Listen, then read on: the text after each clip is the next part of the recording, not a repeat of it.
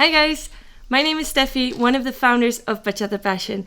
I usually share my passion with you in my classes, in my shows, and in my dances, but now I want to connect with you even further, which is why I started writing my blog and why I'm starting to make these videos for you. In these videos, I'm going to take you through how we brought bachata from a hobby to a side job to eventually a big business, and we grew it to one of the biggest bachata dance schools of the Netherlands. And I'm convinced that if I can do it, you can do it too.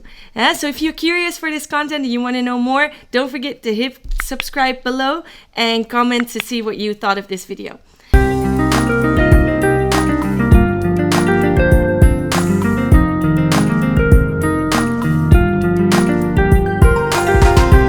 Now, the story all started in 2010 when I met Jenno in The Hague and we started dancing, and we took our dancing to a little bit more of a professional level, but it was all salsa back then.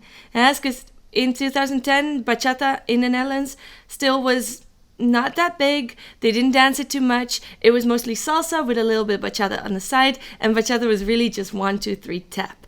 As I loved it, I loved the music, but it was not comparable to where we are at this moment.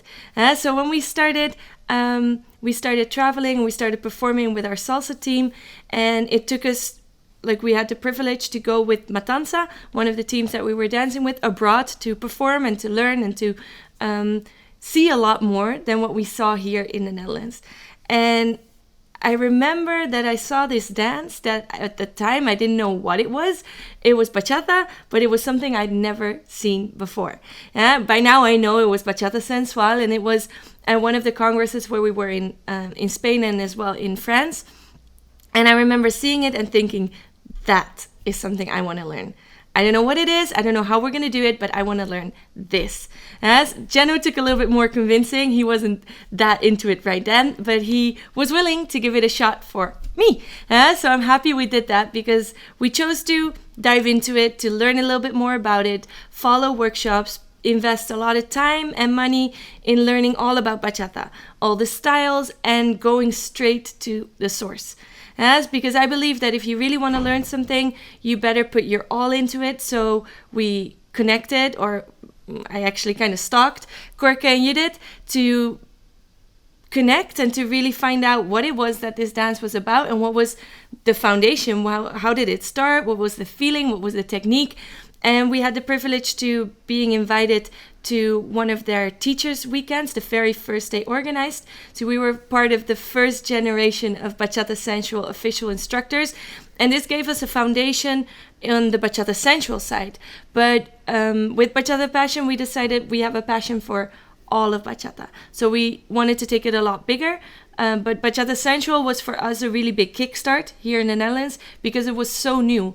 And we were the first ones that were introducing it here with the correct technique and with a proper plan. Okay, but first let me go back, because by the time that we were really diving into learning from Korke and Judith and starting to become these official instructors, we already built a little bit of Bachata Passion here in the Netherlands. But how did this start? Well, on 2012, the 4th of August to be precise, we were asked to perform at a big salsa party in Amsterdam, organized by Guno, and he contacted us to see if we could do a bachata show, because by then people knew we were interested in bachata. We were talking with some other people about making bachata shows, but we never actually did it.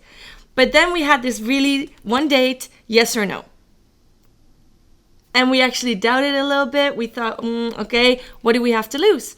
The only experience we had was salsa shows, that's it. Dancing teams, not really even creating our own full salsa show. But we thought, okay, let's just try it. Let's see. If it works, it works. If it doesn't, then it doesn't. So there was no proper plan as to the future or anything. It was just the 4th of August, we're going to do one bachata show. Let's go for it. So we went for it, and we made a show, which was called Eres Tu. And I don't remember the whole process of how we created the show. I think we just used a lot of our salsa techniques and everything we knew with some figures and with a lot of inspiration from other artists. And we created a show that we felt good with, but we were really, really curious and really nervous to see what people would think, right? So the 4th of August, I don't remember exactly how the process led up to it, but the 4th of August I remember really well. I was super nervous. I didn't really know what people were going to think. I didn't know if we were able to show it in the way that we did, because by then we had some stage experience, but always with a team. And for those of you that are show dancers, you know that it's super different to perform with a team and to perform as a couple. Yeah, so the safety and the security of performing with the team was completely gone, right? So I was really nervous. I was insecure. I didn't know what to expect, but there was no way back, right? So we were there. It was really crowded, and we did it. We did the show. It was a success. Okay, it was a success in the response of people. It was not really a success in how well we performed it. I remember there was one split in it, and my knee hit the floor so hard.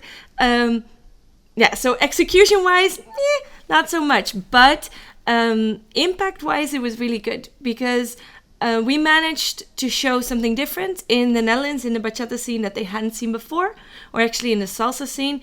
We managed to put bachata on a different level, right? So it wasn't 1, 2, 3 tap, it was actually a show. And that was one of the feedbacks that we got a lot from other dancers and from other organizers. And that helped us a lot, because after that one night, bookings started coming in. People started to ask us to come perform, to give a teach a workshop at a party. And it just kind of snowballed from there. Of course, we put a lot of effort in it as well, like keeping in contact with people, connecting to other organizers, showing our video, networking so that we could get to know everyone.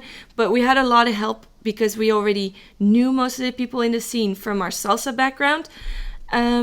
So yeah, it went really well from there. And as our bookings started growing, so did our classes. And at that moment, we were still teaching at a local dance school here in The Hague, and which was good. We went up to teaching 6 nights a week, even at one certain point in time when we both finished with our studies. But that wasn't really for us, because the more we grew and the more we grew our brand, but also the more we grew as teachers, we realized that we were not the kind of teachers to put in a local dance school where people just came for 1 hour a week, more to have fun and to but not really care about the dance. We wanted to provide quality. We wanted to make sure that the people that came to our classes really learned how to dance with everyone in every style, and to focus a lot more on technique. So not just have for 75% of the class be practicing on music, but more about technique and making sure that they understand and taking it one step further. And there wasn't really a place for that at the dance school that we were teaching. So this motivated us to start our own, right? And it sounds so simple the way I say it now, but a lot of talking and a lot of brainstorming went into this, because it was a scary decision, right? Because starting your own dance school means having your own promotion, making sure people come directly to you, jumping into a world of running a business that we hadn't done before, right? But we were lucky to work together with Selwyn and Suleika from Mistura Movement. They were also teaching at the same school, and we found each other in the same drive of teaching and in what we wanted to provide to our students. So we found a local new studio. Well, it wasn't a studio at the time. At the time, it was a bike shed or a storage. It was completely orange. It was hideous. It was 40 square meters, but we transformed it into our own little paradise. We painted everything. We put the mirrors on. We decorated it to the best we could with the budget we had at that moment.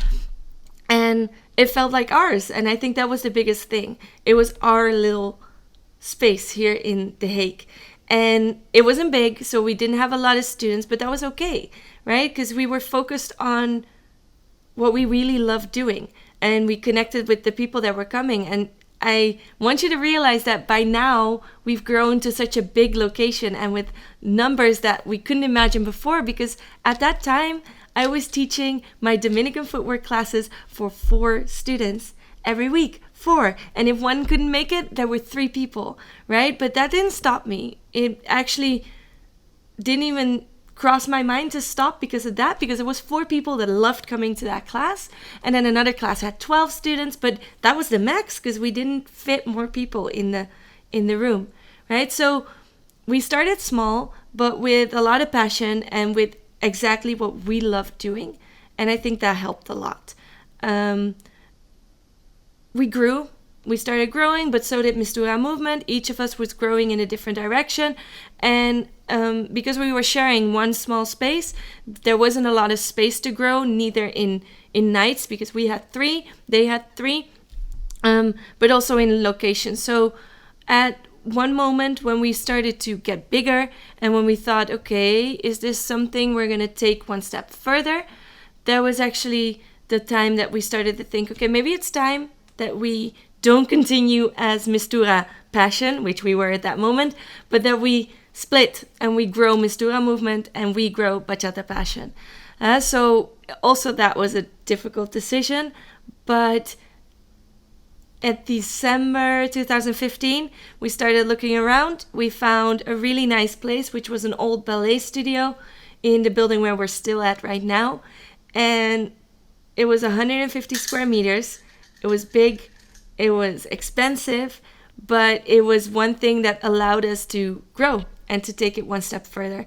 So by that time, we started thinking, okay, should we not? What if we had just enough students paying contribution, like we had just enough to pay for the rent of the new location. So we could do it, but it would be a big risk, because if some people left and we didn't get new people, then we would just barely make it, right? So at that moment, we weren't too much focused on actually making a living out of it ourselves. It was still a hobby, or at least like a little side job, but all the focus was on just spreading our passion, on doing what we loved.